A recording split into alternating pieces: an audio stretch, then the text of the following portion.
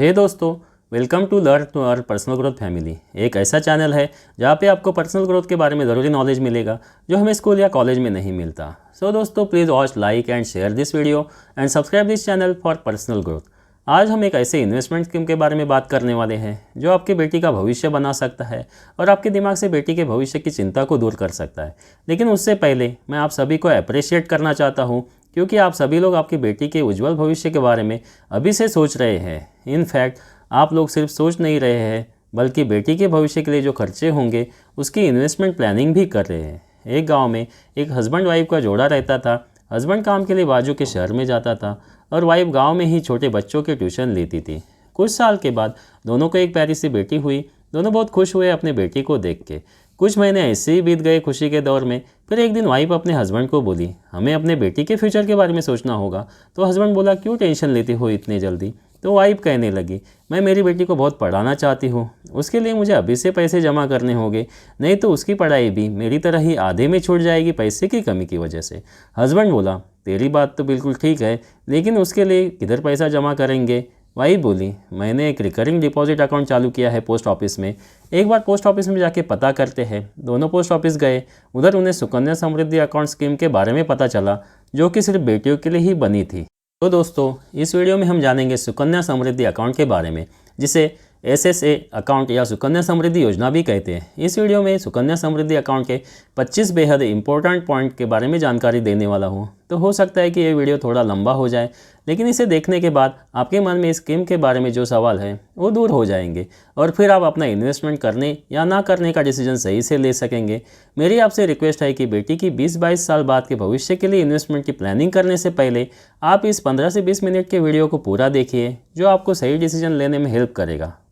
तो इस वीडियो में हम देखेंगे SSA अकाउंट क्या है, SSA अकाउंट की हिस्ट्री यानी इतिहास क्या है, SSA अकाउंट कौन चालू कर सकता है, SSA योजना की विशेषताएं क्या है, एक पर्सन कितने SSA अकाउंट खोल सकता है, SSA अकाउंट कहाँ पे खोला जा सकता है, SSA अकाउंट को चालू करने के लिए क्या डॉक्यूमेंट्स देने होंगे, SSA अकाउंट की डिपॉजिट लिमिट क्या है, SSA अकाउंट का डिपॉजिट कालावधि क्या होता है, SSA खाते में डिपॉजिट कैसे कर सकते हैं, इनएक्टिव SSA अकाउंट के केस में क्या करें, SSA अकाउंट पे हमें कितने % का इंटरेस्ट मिलेगा, सुकन्या समृद्धि खाते के इंटरेस्ट के कंपाउंडिंग होने की फ्रीक्वेंसी क्या है, SSA अकाउंट की मैच्योरिटी कालावधि क्या है, SSA अकाउंट से पार्शियल विड्रॉल के बारे में भी समझेंगे।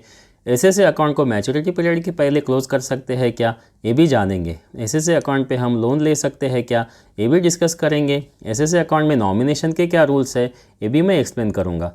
SSA अकाउंट के पासबुक के बारे में इंफॉर्मेशन शेयर करूँगा।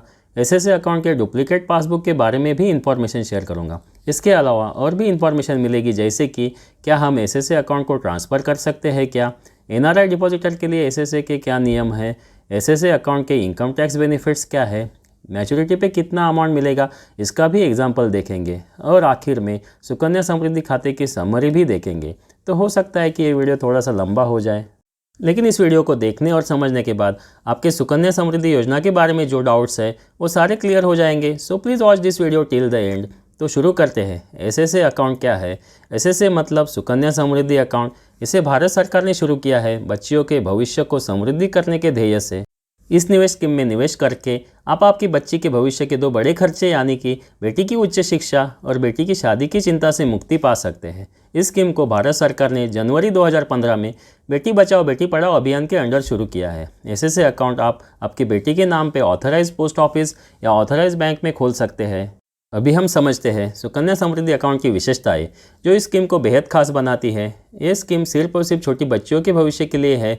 इसे गवर्नमेंट ऑफ इंडिया ने चालू किया है। ये एक सेफ और गारंटेड रिटर्न वाली स्कीम है जिसे भारत सरकार की तरफ से गारंटी है। इस स्कीम में इनकम टैक्स बेनिफिट भी मिलता है।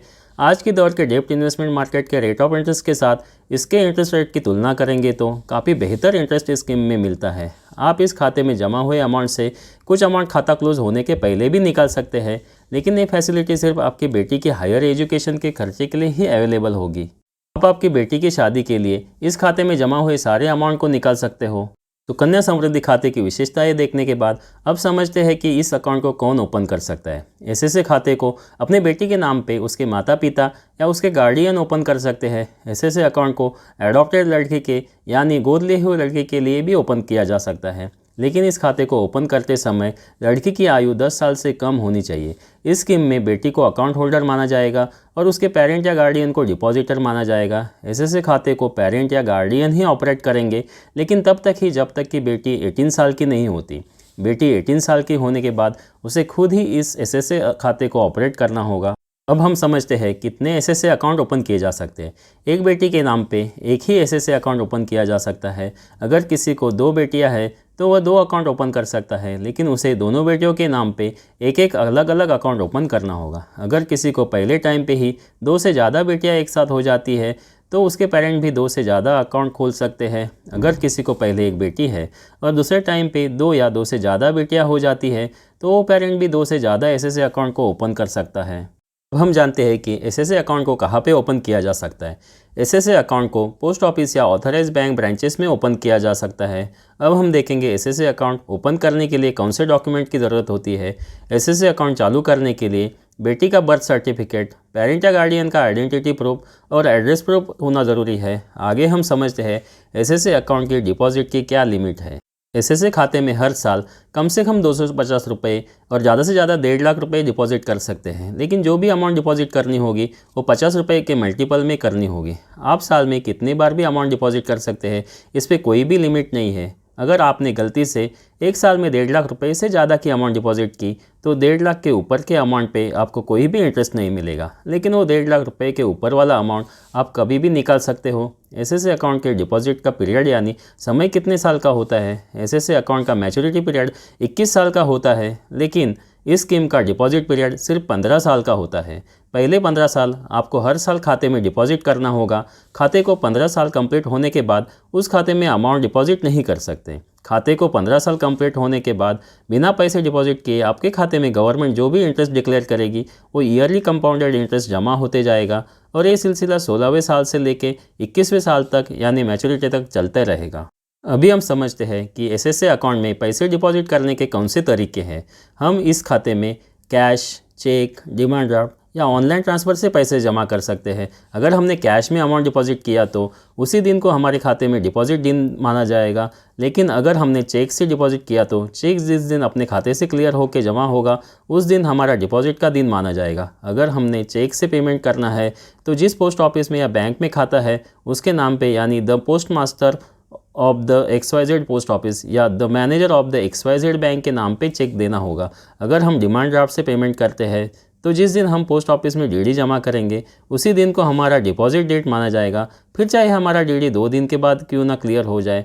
डीडी को हमें जिस पोस्ट ऑफिस में या बैंक में हमारा खाता है उसके the post master of the XYZ post office या the manager of the XYZ bank के नाम पे इशू करना होगा। ऑनलाइन ट्रांसफ़र के केस में जिस दिन हमने ट्रांसफ़र किया हुआ पैसा पोस्ट ऑफिस में या बैंक में जमा होगा उस दिन को डिपॉजिट डेट माना जाएगा, जो कि मोस्टली सेम डे ही होगा। एसएसए अकाउंट की इतनी जानकारी लेने के बाद अभी हम समझते हैं कि इनएक्टिव एसएसए के बारे में क्या होता है। अगर हमने मिनिमम 250 रुपये के एक साल में डिपॉजिट नहीं की तो हमारा अकाउंट इनएक्टिव हो जाता है और फिर उसे एक्टिव करने के लिए हमें एक साल के लिए 50 रुपये की पेनल्टी देनी होगी। यानी अगर हमारा अकाउंट एक साल के लिए डिफ़ॉल्ट में गया तो इनएक्टिव हुआ तो हमें उस एक्टिव करने के लिए 300 रुपये जमा करने होंगे, जिसमें 250 रुपये हर साल की मिनिमम डिपॉजिट अमाउंट होगी और 50 रुपये एक साल की पेनल्टी होगी। अगर कोई अकाउंट 4 साल के लिए इनएक्टिव होता है तो उसे एक्टिव करने के लिए कम से कम 1200 रुपये जमा करने होंगे, जिसमें 250 रुपये हर साल का मिनिमम डिपॉजिट यानी 4 साल के 1000 रुपये जमा करने होंगे और 50 रुपये हर साल की पेनल्टी यानी 4 साल के 200 रुपये पेनल्टी जमा करनी होगी। एसएसए अकाउंट में खाता खोलने से पहले हम इसके इंटरेस्ट के बारे में भी जानते हैं। एसएसए खाते का हर साल का अभी का इंटरेस्ट रेट 7.6% पर एनम है, लेकिन यह इंटरेस्ट मैच्योरिटी तक फिक्स नहीं होता है। ये गवर्नमेंट की पॉलिसी के अनुसार समय समय पे चेंज होता है।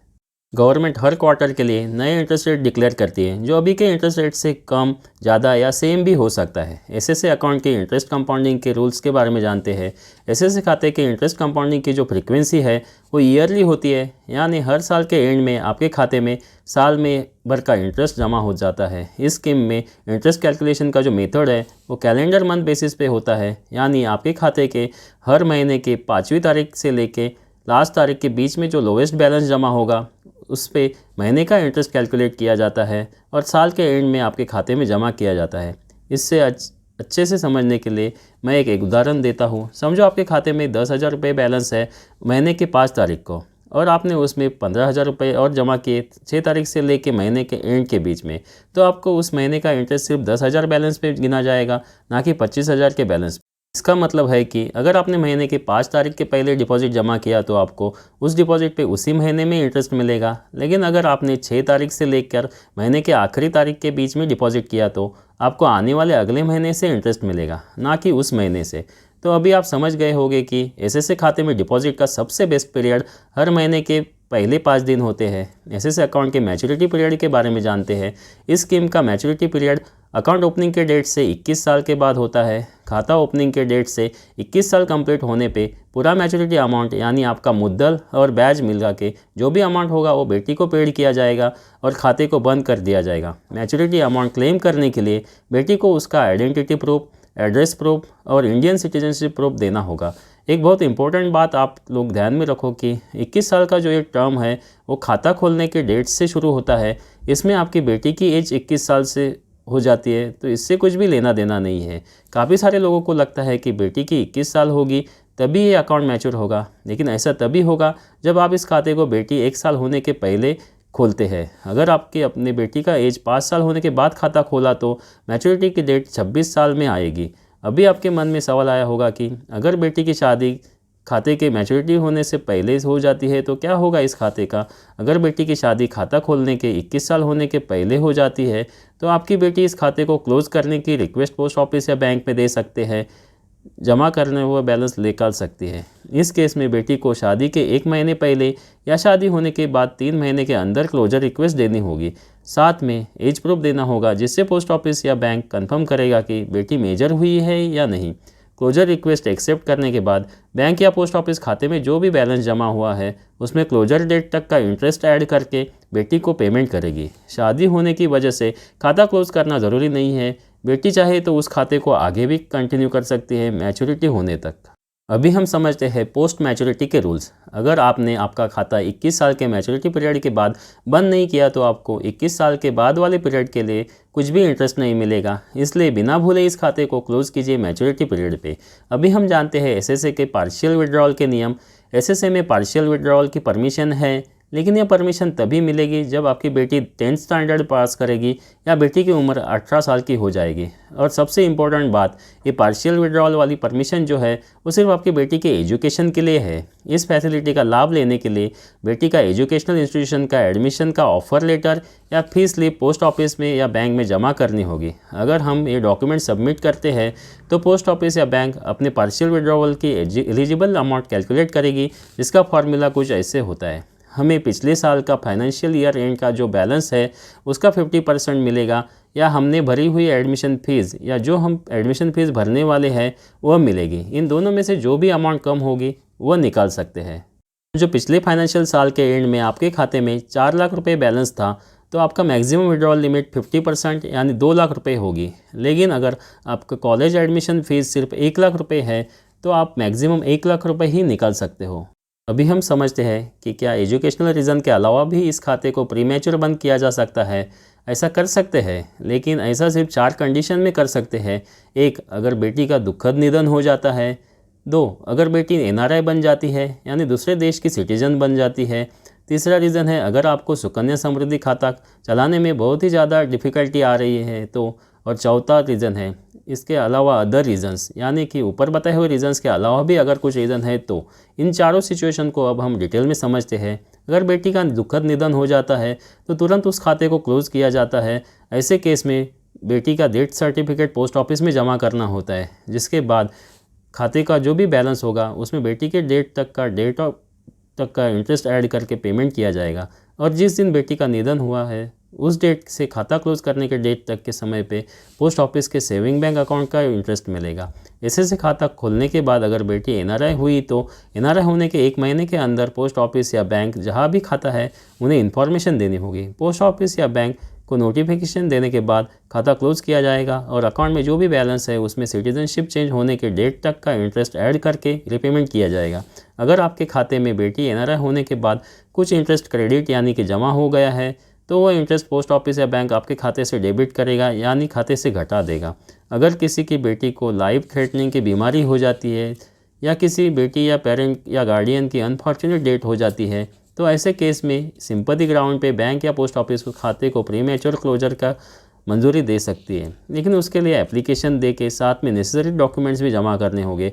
ऐसे केसेस में खाते में जो भी बैलेंस अमाउंट है उसमें क्लोजर डेट तक का इंटरेस्ट ऐड करके बेटी को या पेरेंट को चुकाया जाता है।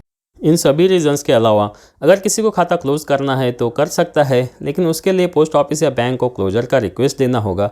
अगर आपकी रिक्वेस्ट एक्सेप्ट होती है तो खाते को क्लोज कर दिया जाएगा, लेकिन उस खाते पे पोस्ट ऑफिस के सेविंग बैंक अकाउंट का इंटरेस्ट मिलेगा।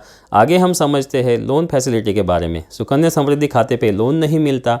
अभी हम देखते हैं नॉमिनेशन के क्या रूल्स है। इस स्कीम में नॉमिनेशन फैसिलिटी नहीं है, क्योंकि अगर गर्ल चाइल्ड की डेथ हो जाती है तो उस अकाउंट का जो भी बैलेंस है वो इमीडिएटली क्लोज करके उस अकाउंट का बैलेंस पेरेंट या गार्डियन को जमा किया जाता है। अभी हम जानते हैं पासबुक के बारे में। एसएससी खाता खोलने पर एक पासबुक दिया जाता है, जिसमें account number, date of account opening, girl child का नाम, गर्ल चाइल्ड का बर्थ डेट, गर्ल चाइल्ड का एड्रेस, गर्ल चाइल्ड के पेरेंट या गार्डियन का नाम, पेरेंट या गार्डियन का एड्रेस और उसका गर्ल चाइल्ड के साथ जो रिलेशन है वो लिखा हुआ रहता है। अगर कोई चाहे तो ऑनलाइन अकाउंट भी मेंटेन कर सकता है। अभी हम जानते हैं डुप्लीकेट पासबुक के बारे में। अगर डुप्लीकेट पासबुक ख़राब हो गया या मिसप्लेस हो गया तो उसे डुप्लीकेट पासबुक दिया जाएगा, लेकिन उसके लिए उसे एप्लीकेशन देना होगा और 50 रुपये फ़ीस भरनी होगी। अभी हम जानते हैं एसएससी खाते को ट्रांसफ़र करने के बारे में। एसएससी खाते को एक पोस्ट ऑफिस से दूसरे पोस्ट ऑफिस में ट्रांसफ़र किया जा सकता है। इसे एक बैंक से दूसरे बैंक में भी ट्रांसफ़र किया जा सकता है। चाहे तो पोस्ट ऑफिस से बैंक में भी ट्रांसफ़र कर सकते हो या फिर बैंक से पोस्ट ऑफिस में भी ट्रांसफ़र कर सकते हो। अकाउंट को ट्रांसफ़र करने की कोई भी फ़ीस नहीं लगेगी अगर गर्ल चाइल्ड या उसके पेरेंट्स या गार्डियन ने अपना घर शिफ्ट किया हो तो, लेकिन 100 रुपये ट्रांसफ़र फीस देनी होगी अगर किसी और रीज़न के वजह से खाते को ट्रांसफ़र करना हो। अभी हम देखते हैं कि एनआरआई के रूल्स क्या है। एनआरआई गर्ल एसएससी खाता नहीं खोल सकते। इनफैक्ट कोई खाता खोलने के बाद एनआरआई हो जाता है तो उसे 1 महीने के अंदर इस खाते को बंद करना होता है। आगे हम समझते हैं इनकम टैक्स बेनिफिट्स के बारे में। 1 अप्रैल 2020 से इस खाते के इनकम टैक्स बेनिफिट्स इस पे डिपेंड है कि आप ओल्ड टैक्स सिस्टम चुनते हो या न्यू टैक्स सिस्टम। अगर आपने ओल्ड टैक्स सिस्टम सिलेक्ट किया है तो इस स्कीम में हर साल 1.5 लाख रुपए तक का निवेश को इनकम टैक्स के सेक्शन 86 के तहत डिडक्शन मिलता है। ये डिडक्शन न्यू टैक्स सिस्टम वालों को नहीं मिलेगा। एसएससी खाते पे जो भी इंटरेस्ट जमा होगा या इस खाते से जो भी अमाउंट निकाली जाएगी वो टैक्स फ्री होगी, फिर चाहे आप न्यू टैक्स सिस्टम में हो या ओल्ड टैक्स सिस्टम में।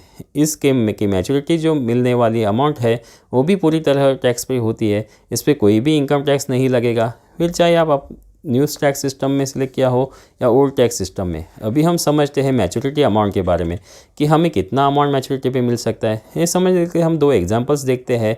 एक जिसमें मिनिमम अमाउंट इन्वेस्टमेंट करने पे आज के 7.60% के इंटरेस्ट रेट के कितनी मैच्योरिटी अमाउंट होगी। दूसरा जिसमें मैक्सिमम अमाउंट इन्वेस्टमेंट करने के बाद आज के 7.60% के इंटरेस्ट रेट के बेसिस पे कितनी मैच्योरिटी अमाउंट बनेगी। इस एग्जांपल में कैलकुलेशन के लिए आज का 7.60% का इंटरेस्ट रेट ही आगे मिलेगा, ऐसे एज्यूम किया हुआ है। एक्चुअल में इस स्कीम का इंटरेस्ट रेट क्वार्टर में चेंज होता है, यानी वो कम भी हो सकता है, ज़्यादा भी हो सकता है या सेम भी रह सकता है। अगर किसी ने हर साल 250 रुपये की मिनिमम इन्वेस्टमेंट की 21 साल तक तो उसे 10,988 रुपये मिल सकते हैं, जिसमें 3,750 रुपीज़ उसका डिपॉजिट अमाउंट होगा और 7,238 रुपीज़ एसएससी खाते में जमा हुआ इंटरेस्ट होगा। अगर किसी ने हर साल 1,50,000 रुपये की मैक्सिमम अमाउंट की इन्वेस्टमेंट की 21 साल के लिए तो उसे 21 साल के बाद 65,93,067 रुपये मिल सकते हैं, जिसमें 22,50,000 उसका डिपॉजिट अमाउंट होगा और 43,43,067 रुपये का एसएससी खाते में जमा हुआ इंटरेस्ट होगा। वीडियो को एंड करने के पहले एक बार फिर से एसएससी स्कीम की समरी देखते हैं। एसएससी खाते के हम बैंक या पोस्ट ऑफिस में गर्ल चाइल्ड के नाम पे ओपन कर सकते हैं। इस स्कीम के हर साल की मिनिमम डिपॉजिट अमाउंट 250 रुपये और मैक्सिमम अमाउंट 1,50,000 रुपये होती है। इस स्कीम के पहले 15 साल तक ही हर साल अमाउंट डिपॉजिट करना होगा। 16वें साल से लेकर 21वें साल तक कुछ भी अमाउंट डिपॉजिट नहीं करनी होगी। एसएससी खाते पे ईयरली कंपाउंडेड इंटरेस्ट जमा होता जाएगा और इस खाते का इंटरेस्ट गवर्नमेंट समय समय पर घोषित करती रहती है। गर्ल चाइल्ड के खाते की मैच्योरिटी डेट पे, यानी खाता खोलने के डेट से 21 साल कंप्लीट होने पे पूरी मैच्योरिटी अमाउंट निकल सकती है। आई होप कि इस वीडियो की आपको नॉलेज में कुछ वैल्यू एडिशन किया होगा और सुकन्या समृद्धि अकाउंट के बारे में जो सारी ज़रूरी इन्फॉर्मेशन है वो मिली होगी। ये वीडियो एक एजुकेशनल पर्पज़ के लिए बनाया हुआ है, ये कोई पर्सनल इन्वेस्टमेंट रिकमेंडेशन नहीं है। इसलिए आप कोई भी इन्वेस्टमेंट करने से पहले अपने फाइनेंशियल एडवाइज़र से ज़रूर डिस्कस करें या फिर अपना डिटेल रिसर्च करें, क्योंकि हर एक पर्सन का लॉस बेयर करने का कैपेसिटी अलग होता है। Thank you for watching this video. अगर आपको इस वीडियो की इन्फॉर्मेशन काम की लगी हो तो इस वीडियो को लाइक और शेयर ज़रूर कीजिए और learn to earn personal growth channel को सब्सक्राइब करके इस फैमिली को ज्वाइन कीजिए। मिलते हैं अगले वीडियो में ऐसे ही कुछ यूज़फुल नॉलेज और इन्फॉर्मेशन के साथ। तब तक के लिए good bye and take care.